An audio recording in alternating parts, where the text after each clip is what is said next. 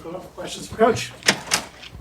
What have you talked to your guys about in terms of just starting faster and being kind of locked in from the jump and not kind of taking time to find their groove? Yeah, I mean, there was a lot of learning lessons from that first game, especially in those first 5 minutes where we really let West Georgia come in and control the glass and we turned the ball over. And that's something that we're going to be challenged at a much higher rate in this game against FIU. They're long, athletic, and they do a great job of forcing turnovers. So we have to come out of the gate with urgency. We have to play the right way. They're really, really good in transition. If we do turn it over, they're going to capitalize on it. In early games, it's important to get off to a fast start. And, generally the team that gets off to the better start in those early games is the team that ends up on top.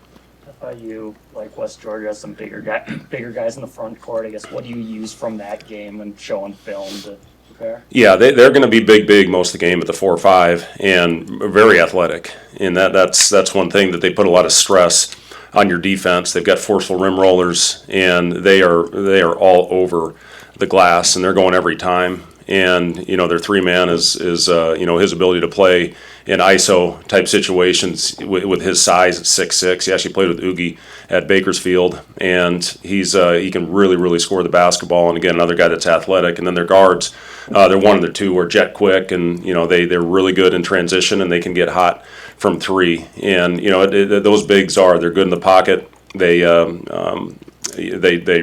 block shots very similar to 22 in the first game, but they got 4 of those guys, not only 1. And if we go in there and try to challenge them at the rim, it's going to lead to transition baskets on the other end. So again, a lot of learning lessons from that first game that will definitely carry over into this next one. But just out of the gate, we need to play a lot smarter. I thought we got rushed a little bit. This team will try to speed us up with different presses that they're going to run, and it's imperative that we handle that the right way. Connor did some good things inside the arc. What have you seen from that part of his game? Yeah, he did, and the way I look at it, he and Price I think it was 1 for 12 from 3, and we still found a way to make double-digit threes, making 10 of them. With our arguably 2 best shooters, not having their best game from outside. But I do agree with you. I thought Connor did a good job of taking the ball to the basket, and he was good. He was selective at the rim. A couple guys went in there and again tried to challenge length, but I thought Connor did a good job, one, getting into the body of the big or finding an angle to where he could go in there and finish. And, I think you look at Connor was 1 for 7 from 3 and still ended up with 12 points. So, that's growth for Connor, finding other ways to get the ball in the basket other than the 3-point line. And teams are going to run him off. So, it's important that he gets in there. These guys really swarm after the ball. It's going to be important not to play in a crowd in this game, and we'll see. It's going to be early in this one. If we can make the right plays and play simple basketball, we're going to have a chance to get good high quality shots, and if not, it's going to be a turnover fest. Connor seems to have a sense of humor when it comes to his mistakes, whether that's getting blocked or putting up shots that probably don't have a good chance of going in. Just how have you seen him embrace just that, move on and kind of make fun of it?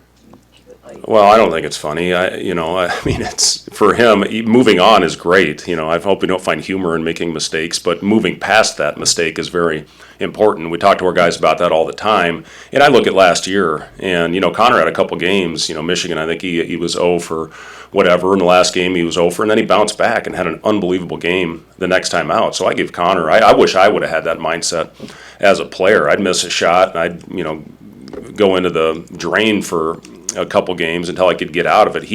His ability to put the last play behind him is something that I really admire about Connor, and I think honestly it's his faith. I think he sees the bigger picture out there. And when he goes out and has a tough game, he always is in the gym early the next day, and he puts it behind him. And it's a great quality. It really is. It's hard as a shooter to have that mentality, but Connor's found a way to figure it out. You mentioned after the game Monday, the stretch where Sam had these 5-6 straight rebounds. How quickly are you showing that to the team as ways to change a game when things aren't? Yeah, I mean, our guards are going to have to rebound, and especially you look at this game, our bigs are going to be locked up in a battle. So our guards have to find a way to come in and make plays like Sam made. And then that also got us out in transition. And you see what the team was doing. They were crashing everybody, and that got us out, and that's really what got us into a rhythm is when we got our transition threes. We were 1.4 points per possession in transition in that game. In the first 6 seconds of the shot clock, we were 1.6. So, that's great from an analytics standpoint. We didn't have as efficient offense when we were forced into a half court, either taking the ball out of the net or bringing the ball down the court slowly. We had some good looks, so I'm confident we're going to knock some of those down and be more efficient in our half-court offense. But, yeah, I thought Sam was huge in that stretch where we opened it up, and a lot of that had to do with his defensive rebounding. How much have you seen Burke benefit from the skill set around him, the extra spacing that gets him to the last? Yeah, that helps Burke a lot. And, I talked about this after the game the other day, and after I went back and watched the film, and it confirmed it, that he made a lot of winning plays in that game, even though he didn't shoot it great. He had a couple dunks, got behind it on a small on big ball screen, and we got him a layup on an out of bounds play.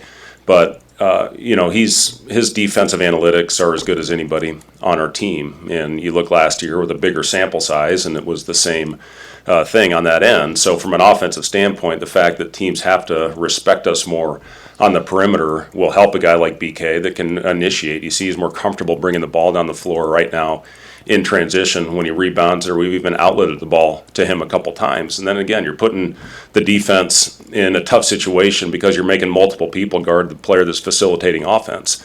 And, Burke is a guy that, would like to see him seal a little bit deeper on that first play that we ran for him. But again, that's all part of the process and learning. But yes, the increased gravity, the spacing that we have on the floor is going to really help a guy like Burke. Jamarcus's ball handling, has it drastically improved from the first time he was here, or is it you just didn't ask him to do I think he's more comfortable in that is what it is. And, he played pretty much exclusively the point last year at Rhode Island. And, when we had the injuries a couple years ago, when he got that opportunity to get in there and play a lot of minutes, he shared that responsibility a lot with Bryce. And Bryce was the guy that brought the ball up the floor, and we had Rink on the floor at that time as well, who helped us facilitate. So, yes, he is being asked, more. I think more than anything, I don't know if he's a better ball handler. I think his pace has improved, and we've needed that. You looked at BYU, he was the difference in that game. He shot 2 for 11, but his pace is what helped us win that game. And I thought it was a matter of time before a shot started falling, and it was great to see him in the opener knock some of those down. Speaking of pace, Kendall Blue and his role going forward, what do you kind of foresee his impact being on this team? Yeah, Kendall's going to have to play a lot of meaningful minutes for us, and we talked to our team a lot about this. It's going to be somebody different on every night, and you always got to be ready when your name is called. We got a deep team. We're going to need Jared in this game with physicality, with their front line, in their length and athleticism. Jamarcus had it going the other night. I thought Sam played really well. I thought Kale played really well. And, when he looked out there, Kendall, I think, got 10 or 11 minutes. Those are all very valuable minutes for him. But yes, he's going to have a lot of quality minutes for this team. And, I'm confident that Kendall's going to help us win a lot of games this year. Speaking of that pace, you mentioned you'll get some press looks from FIU. What changes in the half court then when you have, 21, 22 seconds to work with instead of, 25, 26? Yeah, you don't want to play in your heels. I think that's a big thing, but at the same time, you don't want to get sped up. So, there's a balance in it. When you have an advantage, you want to try to attack, and, when they're back and set, you want to get into your offense and get set up. So, it's all about, we have to have outlets for our team. If we run down the floor without vision, it's going to result in a turnover. They're too long. They'll do run and jump, type actions. And just different things, and they're very random with it as well. So, again, when you're playing a pressure team like that, you have to run through the ball. You can't let the ball come to you. You always have to be ready for that second wave coming behind you. The international call is what, Wilson? Wolf, when they're coming behind you. So we have to be ready to call out the wolf at all times when they're coming. But, again, it's something that'll be good for us here moving forward. Playing a defense is completely different from what we faced. West Georgia was different than what we faced going against ourselves every game. Once we figured it out, we were pretty damn good. But, it can't take a full 15 minutes before you get it going. So, again, the urgency coming out of the gate, doing everything with force and purpose is something we talk a lot about, and we're going to have to do that out of the gate on Saturday. So he's still a week out, or what's kind of the timeline? Yeah, he's probably a little longer than that, Robin. He's we're going to be careful with him so he doesn't continue to have setbacks. We want him to be pain-free before he goes out there again. So, we're just going day to day with Oogie right now.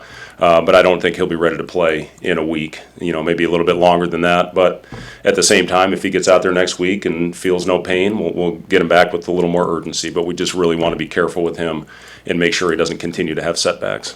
When you say you're looking for guys to play smarter, is it as simple as just make better decisions, or is there something like specific? Well, it's decisions at the rim. I mean, that's a big part of it. And, you just can't go out there when you watch 20 clips in when we're on the scouting report of what their defense is, and you go in there and you challenge them, that's not smart. When you go in there and you make simple plays, when you know they're going to converge on the ball and you try to play in small spaces, that's not playing smart.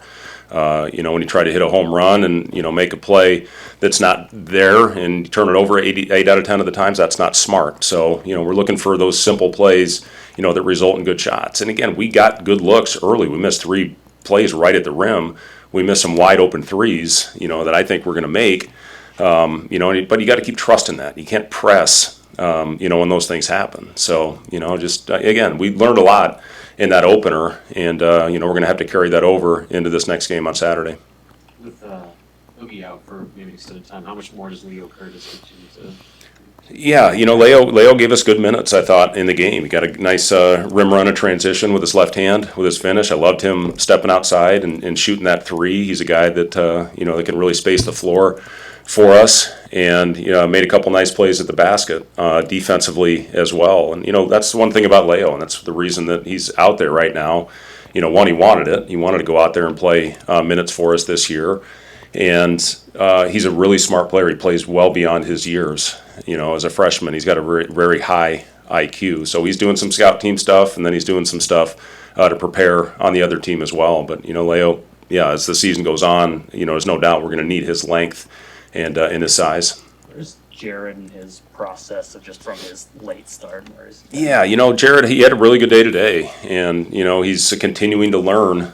He missed a lot of time. He missed a lot of reps, and those are very valuable. So he's still, working his way back into the shape that he needs to be in, and still, learning everything that we're doing on both ends of the floor. He missed time with his knees in the summer. He missed time with a foot sprain in the fall. So he's still working his way back into shape. But yeah, we're gonna need Jared, and those game situations are very valuable for him. In the Midland game, he came in and he had 3 straight turnovers. That can't happen. And I thought he was better in those last 5 minutes of the game the other night. So again, with his length, with his explosiveness, that's something we're gonna need on this team as we continue on to the season. How important is it for guys like Kale and Braden to be able to slide up to the 4, maybe if you're going to stagger BK and Ring? Yeah, it was great. Braden, obviously he made shots, but I thought he played with great force. And on both ends of the floor, I thought he gave us some really valuable possessions on the defensive end. And, he's got something that we don't have a lot of on this team, which is athleticism. So, for him to go out there and make winning plays on both ends of the floor, that's what we're looking for out of Braden. And then, Kale just does everything for us. And listen, you told me tomorrow we didn't have anybody at the 5, I'm confident I could throw Kale out there and he would know exactly what to do on both ends of the floor, even though he's gotten 0 reps in it this year. So, you got the, 2 guys very different with what they do, but Kale's just one of those calming influences for our team, and I thought he was terrific in the game on Monday. All right, thanks guys.